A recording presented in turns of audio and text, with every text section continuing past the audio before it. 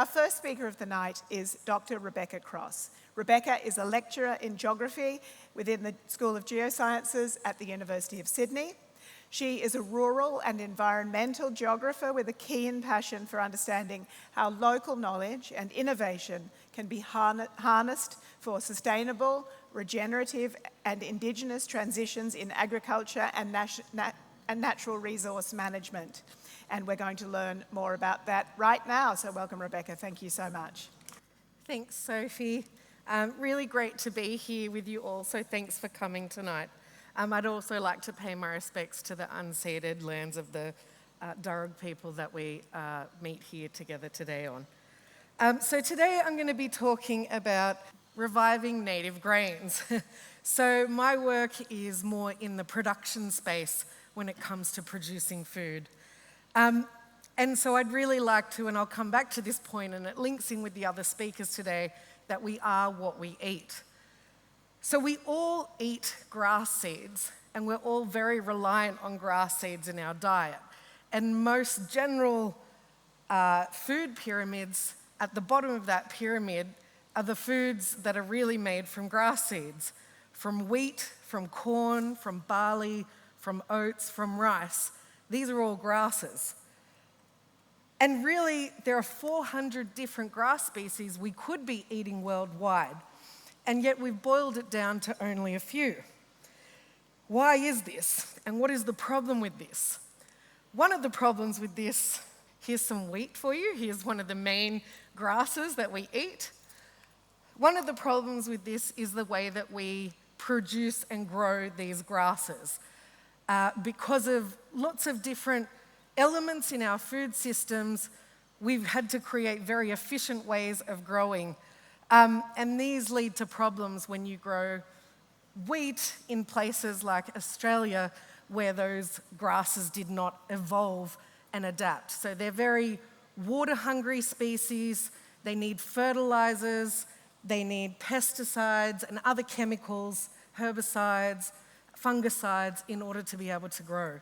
So there's a lot of ecological problems associated with that. And there's also social problems associated with that, as farms have to get bigger, and this becomes a very stressful lifestyle. So there's a problem. So what about the plants that have evolved here? What about the grasses that have evolved here that have been eaten for 65,000 plus years? Like this grass. Now let's test our audience knowledge. Does anyone recognize this grass? No. Okay. So this is one of the grasses that Indigenous peoples across Australia used to eat. This is curly Mitchell grass, and it is in its infancy form here, so you can't see it in its full growth.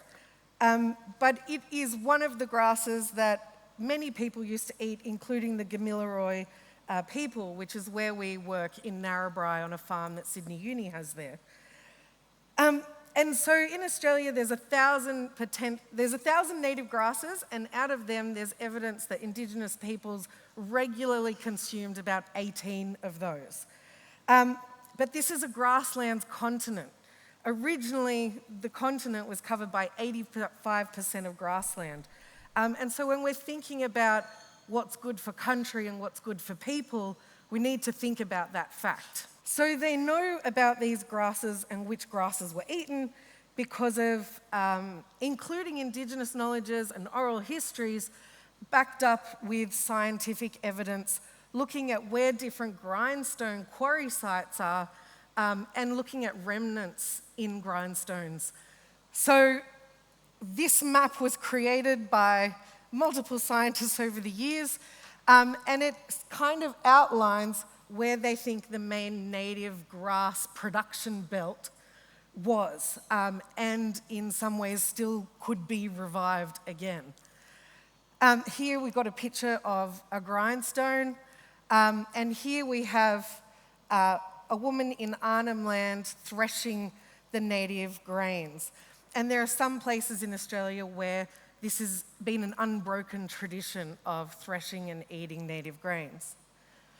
So at the Institute, we're working with Gamilaroi community, elders and researchers to look at reviving native grains foodways, ancient cultural pathways that are linked into Dreamtime stories, linked into stories of health, linked into law, etc. Here we have Arnie Dye, one of our main researchers, Arnie Dye Hall, and you'll see her face again.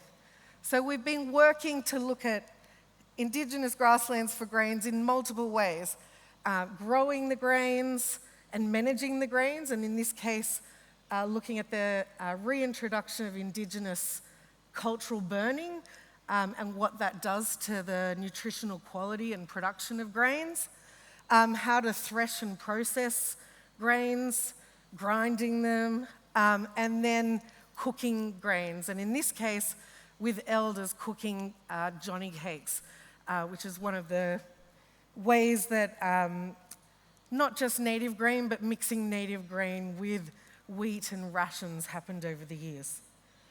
So coming back to some of the grains, this is another one of the main ones, native millet, also known as Panicum decompositum, or in Gamilaroi, guli. And you can see just how widespread this grain is. This is what it looks like up close, when it's been ground, when it's been cooked, what it looks like in the field. And this is one of the good grains to eat, but my favorite to eat is actually this next one, which I mentioned at the beginning, curly Mitchell grass, and you can see it's quite distinctive. So these tiny seeds, we work with nutritionists who are showing that they're packed with protein, and so they are a superfood, but there's a question there. Are all superfoods really just original foods that we no longer rely on in our diets?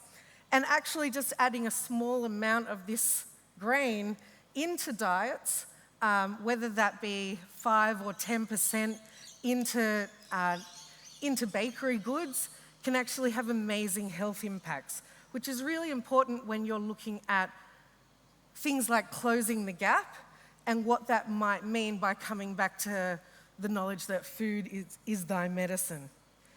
So in this work where, oh yeah, there's me, and this is Arnie Dye Hall showing me how she blows and uses the wind to thresh the seeds, so to get the husk off the seed. But the point that I want to make here is around Indigenous food sovereignty. So maybe this isn't a term you've come across, but food sovereignty is all about people's right to healthy and culturally appropriate foods.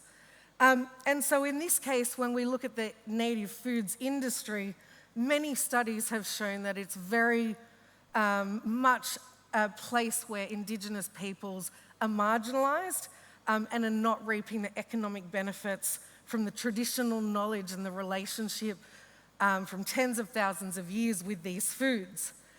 And so we're trying to do things differently in our project and looking at how do you build an Indigenous-led native grains industry by slowing down the process and letting multiple things develop, economic self-determination, letting communities develop, re-piece together knowledge, develop cooperatives, bring this knowledge back. And so we're working on this slowly but surely, and hopefully you've read Bruce Pascoe's novel, Dark Emu. He is also a strong advocate for ensuring that as these native grains come back, that Indigenous people are at the forefront of that. And so to end my talk, because I've probably gone over time, I'd like to link it back to something that's often said in non-Indigenous spaces, that you are what you eat, but actually it links and aligns completely with Indigenous elders arguing that healthy country equals healthy people. So we need to look at the whole food system when we think about how we're transitioning and changing our diets. Thank you.